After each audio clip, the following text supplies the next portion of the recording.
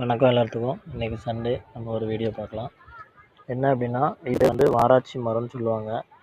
இது வந்து நம்ம நாட்டு வாராச்சின்னு சொல்லுவாங்க. இது எதுக்காக பயன்படும் அப்படின்னா, ஆடுகளும் நல்லா சாப்பிடும்.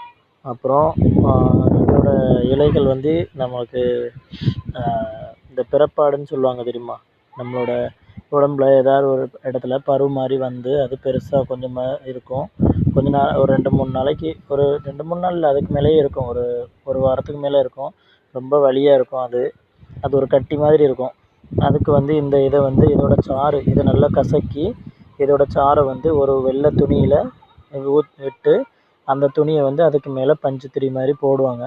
போட்டோம் அப்படின்னா அதில் உள்ள ஆணின்னு சொல்லுவாங்க, ஆணி வேர் சொல்லுவாங்க. அது வந்து கரெக்டாக 2 நாளில் அது பிடுங்கி வெளியே வந்துடும். அது வந்து நல்லா பழுத்து வெளியே வந்துடும். அதுக்கு ஒரு நல்ல மருந்தாக இது பயன்படுது.